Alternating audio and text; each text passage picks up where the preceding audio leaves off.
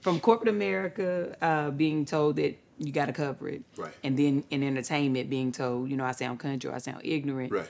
I believed that.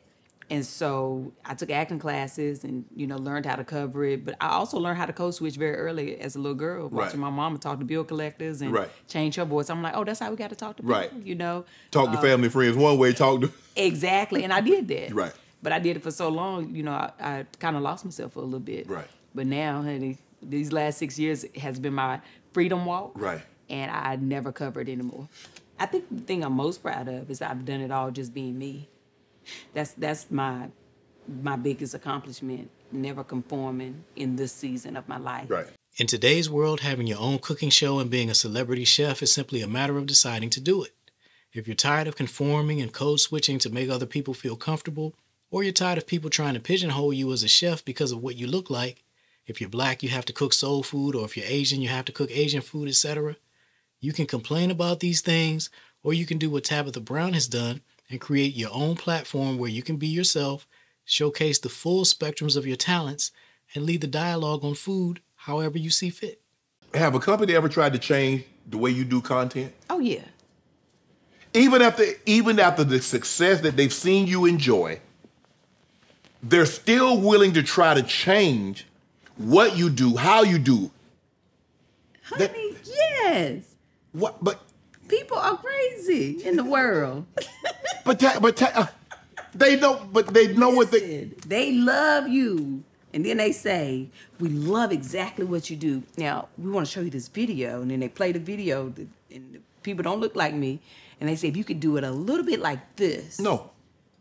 There you go. Yeah, it's a no for me. What they're referencing is her cooking show on the Food Network. Tabitha hasn't graduated from anybody's culinary school, but she has her own cooking show on the Food Network because she used social media to create a cooking show for herself first. But they gave her a show and then tried to change her into somebody else. I made a video about that previously that I'll link in the description box. In this video, I'm going to take a look at the interview that Tabitha recently did with Shannon Sharpe, where she gives you the entire game on how she created the life she wanted for herself and how you can do the same. Shannon Sharpe, by the way, just recently crossed over the 1 million subscriber mark on his YouTube channel, where he created his own talk show and grew it to the point that he can pretty much get any guest he wants. So shout out to Shannon for building his own platform. You can do the same by creating your own cooking show, and that's the lens through which we're going to look at this interview between two people from very humble rural upbringings in the South who each now have major media platforms that they built from the ground up and are in complete control of. Tabitha Brown went to California chasing her dream to have a TV show and couldn't break into the industry the way she had in mind. As she tells it, all her projects went straight to DVD. She also tried stand-up comedy in an effort to get her own TV show. You tried stand-up? I did. God, I was doing it for a little while, honey, and was right good at it. How many jobs? I'm trying to figure out how many jobs you had. Are you Jamaican? Listen, it's probably my roots. Okay. Maybe. I mean, UPS, Macy's, Uber, stand-up. What made you decide to do stand-up? Were you funny as a child? Oh, always. Comedy is natural for me. Right. Okay, but I told you my daddy used to buy me joke books. Right. We used to watch stand-up all the time. Okay. My daddy was a big Richard Pryor fan. Yes. Jerry Clower, like all the, Okay. like we used to listen to the records and Right. just listen to comedy. And then Def Comedy Jam, when that came, my Right. daddy would record them all. I would play them over and over Right. and over. So it was just a thing that I loved and I respect. Right. And so when I was trying to get a TV show, because I was acting, and I was like, man, these comedians keep getting TV shows. Let me go try some stand-up. And so that's why I did it. Right. That's why I did it. Trying to get a show. But she didn't find success until she started focusing on controlling what she could control by posting videos on Facebook. That's when Hollywood and corporate America came chasing after her instead of her chasing them.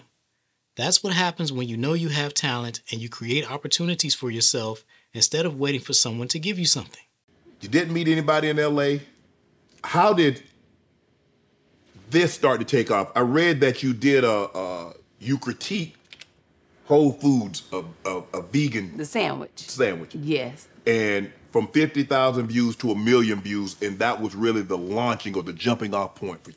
Yes, so I was driving Uber, right? Okay, So yeah. this is December 30th of 2017. I had been a new vegan for a couple of months, so Okay. I had just started doing videos in these couple of months to tell people, when I find a new vegan option or I would cook in my kitchen, I'm going to share it with y'all. Right. And so I had dropped somebody off by Whole Foods, and I was like, oh, I need a little breakfast. Whole Foods always got a vegan option. Yeah. Went in there, and I had never heard of vegan bacon at the time. I was like, oh, I got a BLT, but it's vegan. Let me get that. Where they got a plant-based hog at? I don't know no plant-based hog. Right. That real hog. Yes, and so I got it. Ate the first half of the sandwich so quick. I was like, oh, Lord, I need to do a video to tell people I found a new vegan option. So sitting in my car, I did the video, posted it. I went on back to drive an Uber. I didn't think anything really of the video because I was already doing videos. And they weren't getting like no thousands of views. They would get like a couple hundred views, a couple thousand over a couple weeks, you know. Right. And so when I got back home and turned my notifications on, that video had like over 50,000 views. Wow. And then I was like, well, who watching the video? I don't know. And then the next morning when I checked it again, it had over 100 and some thousand. I was like, I told my husband, I think I'm going viral. Right. And he was like, what that mean? I was like, I don't know. He was like, well, you gonna make some money? I was like, I don't know. I don't know that either. But 4 days later, Whole Foods reached out on Facebook in my DM and was like, we saw your video. We'd love to work with you. And honey, the rest been history ever since then. Wow. So Whole Foods reached out in your DM. Mm-hmm. You're mispronouncing the sandwich wrong. Oh, yeah. They ended up saying, okay, we're going to call it what you call it. Yes. It was originally TLTA for tempeh, lettuce, tomato, avocado. Right. I called it TTLA. Okay. Because I was just excited and I thought I said it right, but I said it wrong. Right. And so they changed it to TTLA. Tabitha Brown has secured more than 50 major brand deals, and it all started with that DM she received on Facebook from Whole Foods. Now she's such a powerful brand ambassador that even a company as large and established as McCormick's couldn't prevent their website from crashing when they announced the spice blends that they partnered with Tabitha to create. Let's talk about the spices, because I have a friend of mine, and she says, tell Tabitha that I bought 15 of us spices. My mom bought 10. I said, why the hell y'all bought 10 of the same? Talking about they sell out. Yeah.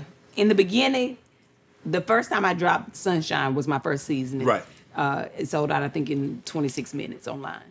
And so I had no idea it was going to do that, right? And then we released it again, and then maybe like 6 months later, it broke the site for McCormick, and it sold out in like 46 minutes. Wow. Probably would have sold out quicker, but the site broke, and so when it got back up, it took about 46 minutes. And so then we were like, we got to put it in stores. Right. Like, online, it's just not. It's not. Yeah. So now it's available everywhere. Now I have new spices that are now literally rolling out this spring and summer. But Tabitha Brown is about much more than just moving product. She uses her platform with a purpose. After switching to a vegan diet saved her life, she decided that she wanted to change the face of veganism. She admits that she herself thought veganism was something for white women who did yoga, and then after she became a vegan, she learned that vegan diet principles were much more part of her family's history and families like hers than she realized. We know vegan. When we hear vegan, we think of someone that doesn't look like you. Oh, yeah. That's what I thought. Listen, back in the day, and I've said this many times, when I used to hear the word vegan, I thought that it was for white women who did yoga. Right.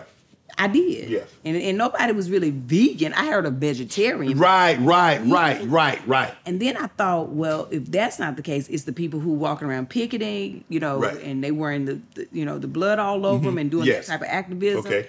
And I didn't want to do that. And so I knew that when I made the decision to become vegan, I wanted to be a source of a different type of light. And so I always wanted to be approachable, and I wanted people to be curious and to want to try it. And so I did it with love and laughter and a little bit of comedy, but informative. So I have probably converted, of course, can't give you the number, but more people than any, traditional activist. More people than you can imagine come to me and say, I'm vegan because of you. I eat plant-based. Me and my family eat plant-based now because of you. And I'm like, I've never told anybody in the last 6 years, I've never told not one person, you need to go vegan. Never. But let me ask you a question. Do you believe you can be a vegan in rural North Carolina? Because it gets hard. Because you're in California, you have a lot of options in Canada. Yeah. You don't have those same options, especially in rural South Carolina, Georgia, or the rural parts of the South. I could be a better vegan in rural North Carolina. Really? Because I can grow your own food, right? Most of our, parents and grandparents were mostly vegan. Yeah, they ate what they grew. They ate what they grew, and meat was a delicacy. Yeah. They only had it on the weekends. Yeah.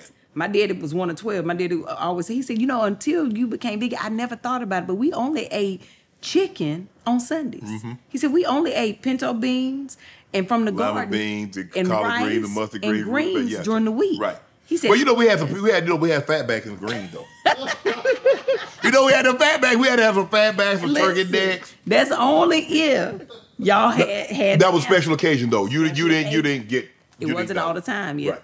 Absolutely. Tabitha Brown's story is the story of a person taking the necessary actions to create the life she wanted. She says all she did is what God told her to do, but you don't even have to look at it from a spiritual angle if you don't believe in a higher power. From a practical standpoint, you have to ask yourself, what actions are you taking to create the life you want for yourself? So often people will contact me and want to talk about their dream of having a cooking show, but when I ask them what actions have they been taking to make it happen, there's nothing but crickets. Don't let that be you. If you want to be a celebrity chef, are you making videos? If you want to grow your restaurant or your catering business or your private chef business or your food truck business, are you making videos? If you want your own cooking show, are you making videos? Most of the people following me are going to be 40 years old and older.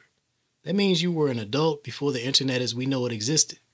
It was not very long ago at all that you could not control your own destiny by creating your own cooking show, and you had to rely on the impossible odds of someone in Hollywood deciding to give you a chance.